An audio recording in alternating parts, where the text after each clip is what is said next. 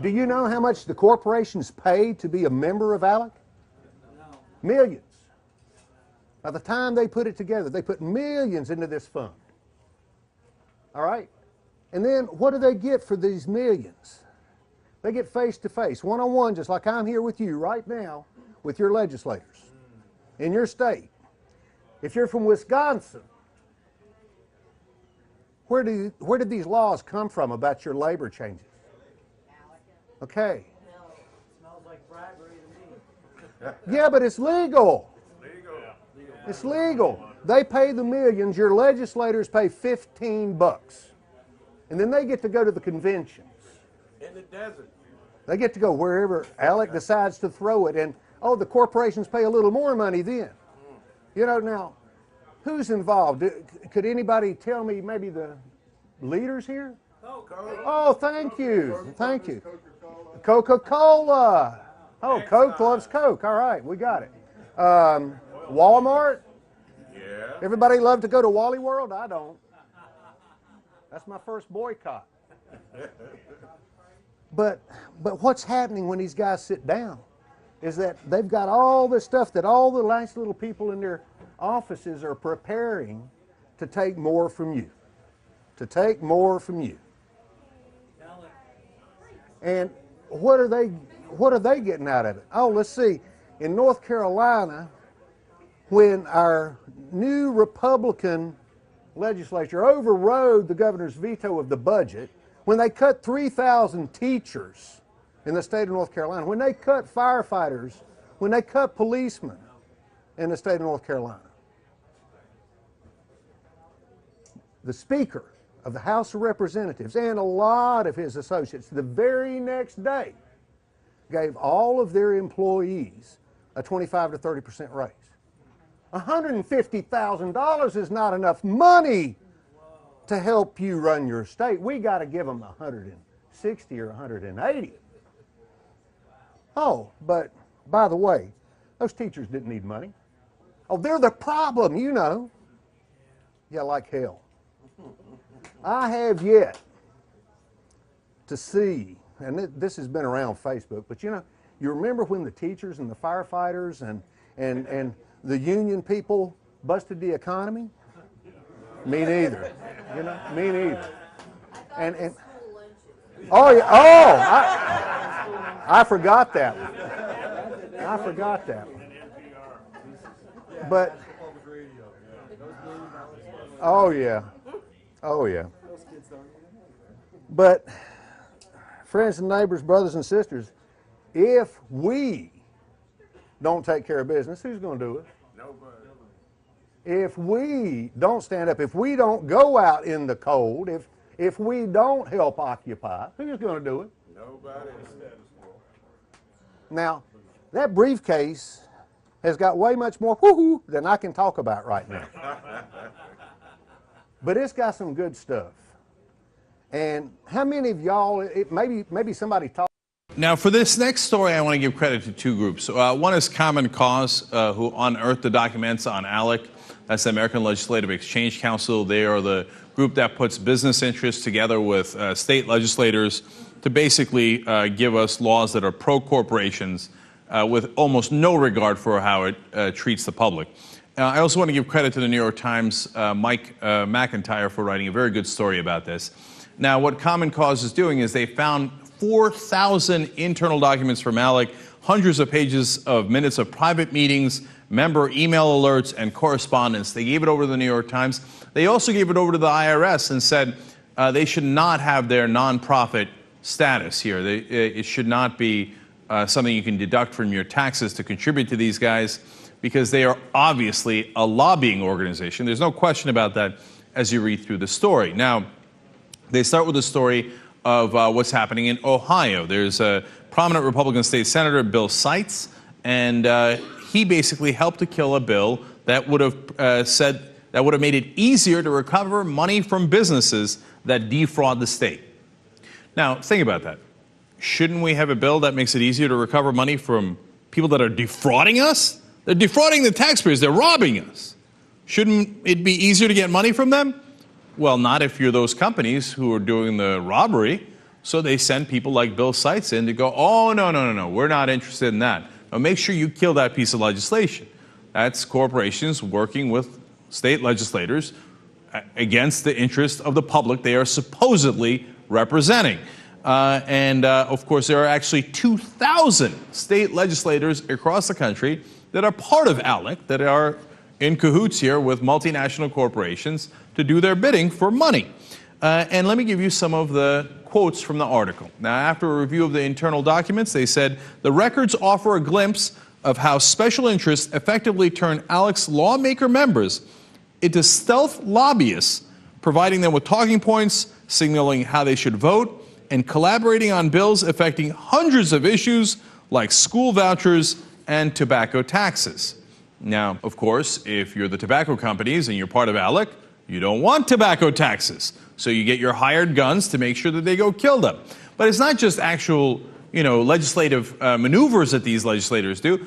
ALEC also gives them talking points. Says, hey, if you go on television or you're going to go talk to a newspaper, dog, this is what you say to them, okay? And of course, the legislators go, roo, roo, roo, roo. Okay, yes, what do you need me to do, master? Okay, we're going to talk about why they're doing that in a second.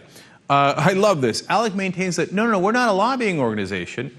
Although what our members do on a state-by-state basis might be considered lobbying, the national group doesn't lobby itself. In other words, all we do is lobbying, but those are the members, that's not the organization. But what makes up the organization? Your members. This is the worst defense ever. By the way, that same legislator, Mr. Seitz, says that, no. The corporations and the legislators get together and we just, quote, share ideas and learn from each other. Oh, I see. Okay. In other words, they give you the ideas and you act on them like they're paid dog that you are. All right. By the way, their brochures brag, and again, this is internal documents we've found, 1,000 pieces of legislation that they have offered on any given year, which is an unbelievable amount, and that they have passed 17% of them. So that's 170 bills written by corporations, handed to Republican legislators. We'll get to whether they're Republicans in a second. They claim to be nonpartisan. Handed to them and then passed. Okay, good job. Pat on the head.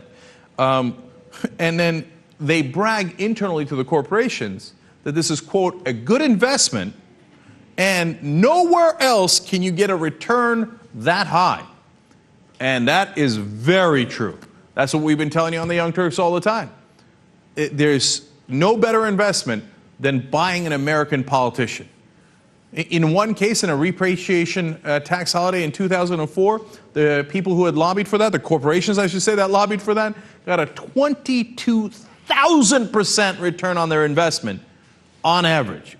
Stunningly high how cheap you could buy our politicians and how well it delivers for you. And of course, this is set up as a public charity, ALEC is. It's under the 501c3 tax code. It dates back to 1973. Paul Weyrich is one of the leaders who set this up. And one of the things that they do, of course, is trying to make sure that less people vote. One of the things that got him in trouble was these voter ID laws trying to take away voting rights from African Americans, Latinos, some senior citizens across the country.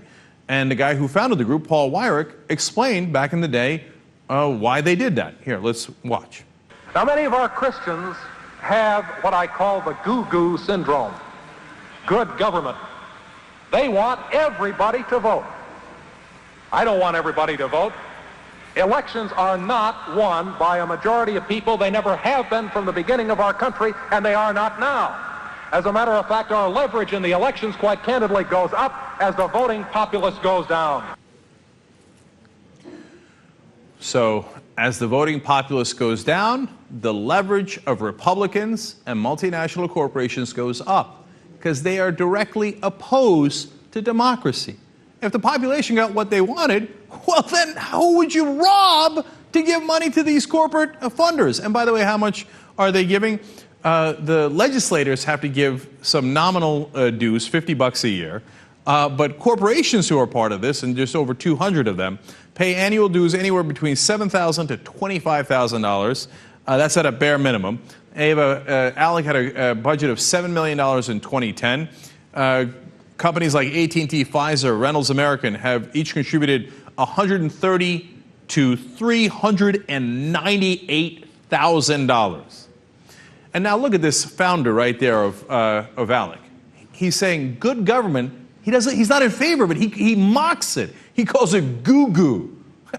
You don't want good government. You want bad government. You want government that's corrupt. You want government that'll play ball, that you pay them and you get results. And that's exactly what they've gotten with ALEC. Next quote from directly from the New York Times. The returns show that corporate members pay dividends. It calls them, I love that term, scholarships for lawmakers to travel to annual conferences, including a 4-day retreat where ALEC spends as much as $250,000 on childcare for members' families. Now, imagine how much they're spending overall. If they're spending just for childcare, $250,000. So you might have been wondering throughout, what do the legislators get? First of all, they get great jobs with all these companies the minute they get out of office. Second of all, they get campaign contributions. Third of all, they get this. They get all paid expense vacations and trips. They get to live like the 1%. As long as they're screwing over the 99%, they're going to get all the benefits. This is organized and obvious corruption. But one of the other pieces of legislation they talk about in the article is to make sure that the American public does not find out the chemicals used in fracking. Now, it's going into our ground and oftentimes our water. Oftentimes it's causing earthquakes. A new report came out about that just a couple of weeks ago, right? But we're not allowed to find out what's in it. Why? Who wrote that bill? ExxonMobil. ExxonMobil lobbyists wrote it, handed it to ALEC. Legislators in different states across the country handed it in. Said, you know, shh, you're not allowed to find out what ExxonMobil is doing in putting that into the groundwater. By the way, of course, ExxonMobil, one of the largest frackers in the country. New York Times continues to explain. Draft bills that are preferred by a majority of lawmakers are sometimes killed by the corporate members at the table. Now, I love that because that's a great explanation of who's in charge here. It's not that the legislators are getting some interesting suggestions and they're like, all right, now we'll take it from here. No, no, no. The corporations say, hey, listen, dog, you do as we tell you, okay? In fact, in one case that they have here on the issue of online piracy, legislators that were on the board voted 17-1 to pursue one type of legislation. The corporations were mixed on it. It was just 8-8. It was a tie vote. They killed it. But wait a minute, I thought the legislators were in charge. They voted 17-1 to pursue it. No, no, no, no. Their masters were unsure which way to go. They say, we don't give a damn if you voted 17-1. What do you think? You're in charge? Here, go on vacation, okay? Be a good dog and do as we tell you, and then you get a pat on the head, okay? This is why do we even let the legislators vote? What a joke this is. Now, more rules in favor of corporations. Lawmakers can be removed from a task force leadership position for any reason, while private sector members can be removed only with cause, like non-payment of dues. Well, that's fantastic. So if you don't pay your dues, that's the one reason you could be removed as a corporation. But look, the whole point is to help corporations. But if you don't play ball, if you're a politician, you can be kicked out at any moment for any reason if you displease the masters, okay? In all 50 states, by the way, they have detailed color-coded spreadsheets on what they call good bills and problematic bills. So they go to help make sure the good bills get passed, good as in help corporations, hurt the public, and problematic bills that might actually help the citizens. Well, no, no, no. They have to be, of course, destroyed. Alan P. Dye is a lawyer for ALEC, and he says, no, no, no. If you look at the ALEC method of operating, it's all based on nonpartisan research and analysis. Nonpartisan. That's awesome. Now, you want to know what the reality is? Of the 104 leadership positions they have for legislators in ALEC, 103 of them are filled by Republicans. No, they're nonpartisan. What are you talking about? And by the way, almost every piece of legislation they have submitted, and I say almost just because it is every piece of legislation, but out of the thousands that have been submitted, perhaps you can find one that somehow could be considered non-conservative. But all the ones the New York Times looked at were right-leaning. And that's being very kind by saying right-leaning. But it isn't about right or left. It isn't about conservative or liberal. And I want you to understand that because this is important. It's about making sure that, that corporations make more of a profit. They don't really give a damn. Corporations aren't people. They don't have an ideology. Their ideology is make as much money as possible. And if I got to buy corrupt politicians to do it, I'll do it. And if it's in favor of conservatives, great. And most of the time, since conservatives, unfortunately, it didn't used to be this way. But the Republican Party has become a subsidiary of multinational corporations. So hence, that's why, and that has become the quote-unquote conservative position, which is not really conservative. Conservatives are supposed to be in favor of capitalism, not crony capitalism. But unfortunately, they've forgotten that. So the Republican Party has become crony capitalist 101. And the leader of that group is ALEC. And should they lose their nonprofit status with the IRS? Absolutely.